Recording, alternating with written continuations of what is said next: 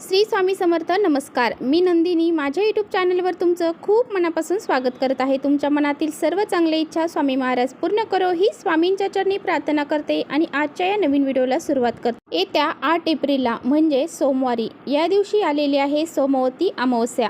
या अमावस्येला दर्श अमावस्या असं देखील म्हटलं जातं. ज्या वेळेस अमावस्या ही सोमवारी येते त्यावेळेस त्या अमावस्येला सोमवती अमावस्या असं म्हटलं जातं. आपल्या हिंदू धर्मामध्ये अमावस्या तिथीला विशेष असं महत्त्व आहे.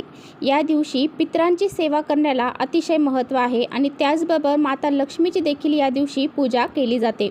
प्रत्येक महिन्यामध्ये अमावस्या ही येत असते आणि प्रत्येक अमावस्येचं वारानुसार महत्त्व हे वेगवेगळं असतं आणि त्यातली त्यात सोमवती अमावस्या ही अतिशय महत्त्वाची अमावस्या मानली जाते.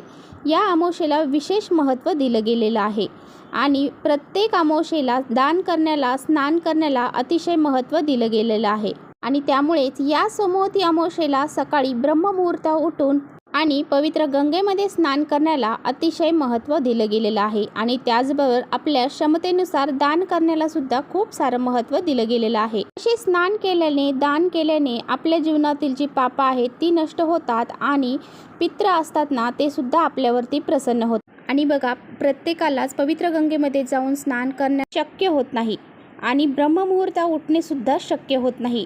तर अशा वेळी पहा, आपण काही वस्तू अंघोळीच्या पाण्यामध्ये टाकायच्या आहेत आणि त्या अंघोळीच्या पाण्यामध्ये टाकल्या तर आपल्याला पवित्र गंगेमध्ये स्नान केल्याचं पुण्य प्राप्त होतं. म्हणूनच आजच्या व्हिडिओमध्ये मी तुम्हाला अतिशय प्रभावशाली उपाय सांगणार आहे. आपल्याला अंघोळीच्या पाण्यामध्ये अशी ही एक वस्तू टाकायची आहे. ही वस्तू सोमवती अमावस्येला जर आपण अंघोळीच्या पाण्यामध्ये टाकली आणि त्याने अंघोळ जर केली तर जीवनातील सर्व शत्रू अडचणी नष्ट होतील. कर्णीबाधा, इडापिडा, त्याचबरोबर नजर दोष यासारखे जे संकट आहेत, अडचणी आहेत त्या सर्व दूर होऊन जातील आणि आपल्या कुटुंबावर कधीही वाईट संकट येणार नाही. आपली कठीणातील कठीण जी इच्छा आहे तर ती पूर्ण होईल. त्यामुळे असा हा उपाय कसा करायचा आहे, कोणत्या वस्तू आपल्याला अंघोळीच्या पाण्यात टाकायच्या आहे याबद्दल सविस्तर माहिती आपण व्हिडिओमध्ये जाणून घेणार आहोत. त्यामुळे व्हिडिओ कुठेही स्किप न करता शेवटपर्यंत नक्की बघा, जेणेकरून तुमच्यापर्यंत योग्य ती माहिती पोहोचेल.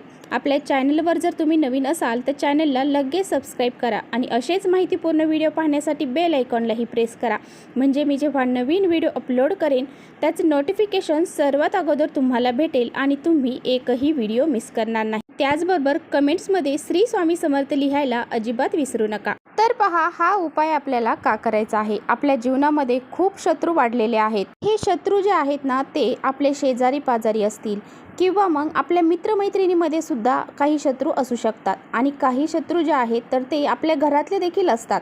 ते आपल्या समोर चांगलं बोलतात परंतु आपल्या मागून आपले निंदा करतात, आपल्याबद्दल वाईट बोलतात आणि असे हे शत्रू खूप घातक ठरत असतात आणि यांचे जे शत्रू पीडा आहे, शत्रू बाधा आहे तर ती आपल्याला लागते. आणि असे काही शत्रू गुप्त शत्रू असतात की ते आपल्या जीवनामध्ये आपला घात केल्याशिवाय राहत नाही.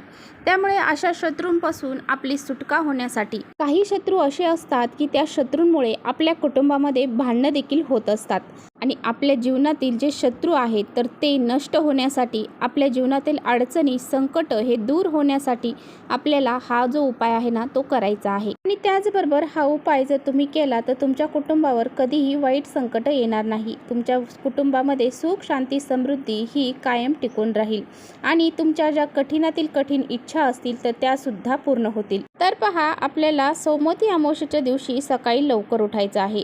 अंघोळीला पाणी काढायचं आहे आणि त्या पाण्यामध्ये सर्वात महत्त्वाची गोष्ट जी आहे ती म्हणजे गंगाजल. तर आपल्याला थोडंसं गंगाजल त्या पाण्यामध्ये टाकायचं आहे आणि बघा, हे गंगाजल आपल्याला पाण्यामध्ये टाकायचं आहे. गंगाजल नसेल तर गोमूत्र टाकलं तरी चालेल. आणि त्याचबरोबर आपल्याला सर्वात महत्त्वाची गोष्ट, ही सोमवती अमावस्या 8 एप्रिलला आहे तर आपल्याला 7 एप्रिलला रात्री मीठ घ्यायचं आहे, खडे मीठ घ्यायचं आहे एका वाटीमध्ये आणि त्यातलं थोडं थोडं खडे मीठ आपण हातात घ्यायचं आहे आणि आपल्या घरातील प्रत्येक व्यक्तींवरून आपल्याला 7 वेळा उतरवून घ्यायचं आहे. थोडं थोडं मीठ उतरवून घेतल्यानंतर त्या वाटीमध्ये टाकून द्यायचं आहे आणि प्रत्येकावरून उतरवून घेतल्यानंतर ती वाटी एका कोपऱ्यामध्ये आपल्याला रात्री ठेवून द्यायची आहे. आपल्या घरातली जी दक्षिण दिशा असेल ना त्या दिशेला ही वाटी आपल्याला ठेवून द्यायची आहे आणि दुसऱ्या दिवशी आणि सकाळी उठून जेव्हा तुम्ही स्नानाला जाणार आहात तेव्हा त्या वाटीतलं थोडं थोडं मीठ प्रत्येकाच्या अंघोळीच्या पाण्यामध्ये आपल्याला टाकायचं आहे. यामुळे काय होईल की तुमच्या घरात जे काही शत्रू आहेत ते सुद्धा नष्ट होतील. म्हणजे तुमच्या जीवनामध्ये जे शत्रू आहेत तुमचे ते नष्ट होऊन जातील आणि तुमच्या जीवनामध्ये काही वाईट संकट येणार असतील ते सुद्धा दूर होऊन जातील. आणि बघा, हे खडे मीठ जे आहे ना, तर ते नकारात्मकता, वाईट शक्ती बाहेर काढण्यासाठी खूप महत्त्वाचं मानलं जातं. तर पहा, हा जो उपाय मी तुम्हाला सांगत आहे ना, तो तुम्हाला सोमवती अमावस्येला आणि शनिवारचे जे अमावस्या येते त्या 2च अमावस्येला करता येणार आहे. त्यामुळे तुम्हाला जी सोमवती अमावस्या येत आहे ह्या अमावस्येला हा जो अंघोळीच्या पाण्यातला उपाय आहे तर तो अशा पद्धतीने आपल्याला करायचा आहे. त्याचबरोबर जर तुम्हाला या दिवशी पिंपळाची पानं मिळाली तर ती पिंपळाची पानं तुम्हाला भेटली तर तुम्ही एक एक पान तुमच्या अंघोळीच्या पाण्यामध्ये टाकायचं आहे. आणि असं केल्याने सुद्धा आपल्यावरती भगवान श्री हरी विष्णूंचा कृपा आशीर्वाद राहतो आणि त्यामुळे लक्ष्मी माता आपल्यावरती प्रसन्न होते आणि आपल्या जीवनातील जी नकारात्मकता आहे ती सुद्धा दूर होऊन जाते. तर अशा प्रकारे सुद्धा तुम्ही हा उपाय करू शकता. आणि त्याचबरोबर पहा, स्नान करून झाल्यानंतर सुद्धा आपल्याला एक उपाय करायचा आहे.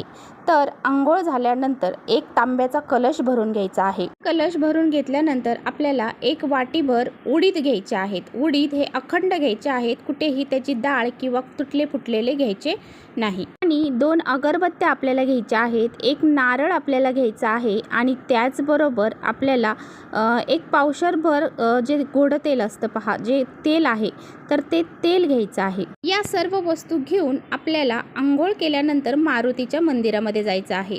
तिथे गेल्यानंतर आणि त्यानंतर पहा, तुम्ही हे जे तेल घेऊन गेलेलं आहात तर त्या मंदिरामध्ये एक दिवा चालू असेल तर त्या दिव्यामध्ये तुम्हाला हे तेल घालायचं आहे. किंवा मग मंदिरामध्ये दिवा लावलेला नसेल तर तुम्ही घरून एखादा दिवा घेऊन जाऊ शकता आणि त्या दिव्यामध्ये हे तेल टाकून कापसाची वात घालायची आहे आणि दिवा प्रज्वलित करायचा आहे. जे पाणी तुम्ही घेऊन गेलेला आहात तर ते पाणी मारुती रायाला तुम्हाला अर्पण करायचं आहे.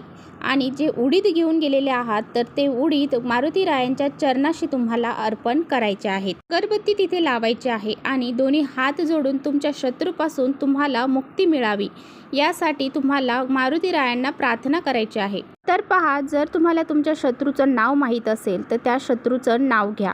नसेल माहीत तर मग तुम्ही गुप्त शत्रू असतील तर त्यानुसार तुम्ही म्हणू शकता. तो नारळ घेऊन गेलेला आहात तर तो नारळ मारुती रायाच्या चरणी तुम्हाला अर्पण करून यायचा आहे. तो नारळ फोडायचा नाही, कारण आपल्या सर्वांना माहीत आहे सोमवारच्या दिवशी नारळ हा फोडला जात नाही. त्यामुळे तिथे अर्पण करून यायचं आहे. तिथे बसून आपल्याला श्रीराम जय जय राम या मंत्राचा जप देखील करायचा आहे. हा जप तुम्ही 11 वेळा, 21 वेळा, 51 वेळा किंवा 108 वेळा तुमच्या इच्छेनुसार तुम्ही करू शकता. मारुती रायाला परत एकदा तुमच्या जीवनातील शत्रू नष्ट होण्यासाठी प्रार्थना करायची आहे.